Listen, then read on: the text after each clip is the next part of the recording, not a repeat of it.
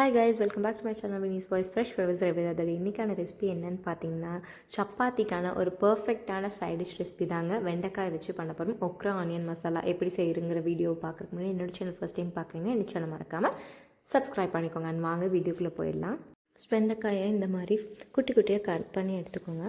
அதுக்கப்புறம் ஒரு பேனை எண்ணெய் ஊற்றி அதை நல்லா பொரிச்சு எடுத்துக்கோங்க. டீப் ஃப்ரை பண்ணிக்கோங்க. அதாவது நல்லா முருகலாக இருக்கணும். அப்போ தான் இந்த டிஷ் நல்லாயிருக்கும். ஸோ அந்த மாதிரி எடுத்து வச்சுக்கோங்க. அதுக்கப்புறம் இன்னொரு பேனில் தேங்காய் எண்ணெய் ஆட் பண்ணிக்கோங்க. தேங்காய் எண்ணெய் காஞ்சதுக்கப்புறம் பட்டை, ஒரு ஏலக்காய், 2 கிராம்பு, அது கூட ஒரு பச்சை மிளகாயை குட்டி குட்டியாக கட் பண்ணி ஆட் பண்ணிக்கோங்க. அதுக்கப்புறம் இஞ்சி பூண்டு நான் தட்டி ஆட் பண்ணியிருக்கேன். அதையும் இந்த மாதிரி ஆட் பண்ணி ஃபஸ்ட் இஞ்சி பூண்டை நல்லா கலந்து விட்டுக்கோங்க. அந்த ஃப்ளேவர்லாம் நல்லா இதாகணும். ஸோ அதுக்கப்புறம் ஆனியன் ஆட் பண்ணிக்கோங்க.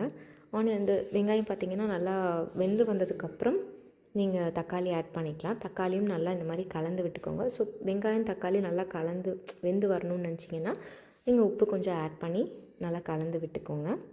அதுக்கப்புறம் கொஞ்சம் அந்த பச்சை ஸ்மெல் போன மாதிரி இருந்ததுக்கப்புறம் அது கூட மிளகாத்தூள், மல்லித்தூள், அப்புறம் காஷ்மீரி மிளகாத்தூள், கரம் மசாலா இது எல்லாத்தையும் நல்லா கலந்து விட்டுக்கோங்க. ஸோ கலந்து விட்டுட்டு கொஞ்சம் தண்ணி கூட ஆட் பண்ணிக்கலாம். ஸோ அந்த கிளிப்பிங் மிஸ் ஆகிடுச்சு. அது கூட கொஞ்சம் தயிரும் ஆட் பண்ணிக்கோங்க. இதெல்லாம் நல்லா கலந்து விட்டுக்கோங்க.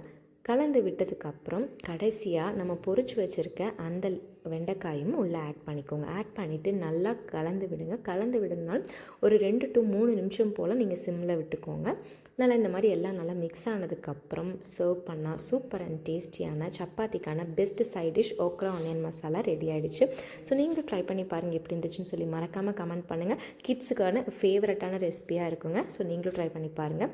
அண்ட் இந்த மாதிரி ஒரு வீடியோஸ்க்கு என்ன சொல்லலாமா சப்ஸ்கிரைப் பண்ண மறந்துடாதீங்க. அண்ட் பக்கத்தில் இருக்க பெல் ஐக்கான் ப்ரெஸ் பண்ணால் தான் நான் போடுற வீடியோஸோட நோட்டிஃபிகேஷன்ஸ் உங்களுக்கு கிடைக்கும். See you, bye, stay tuned.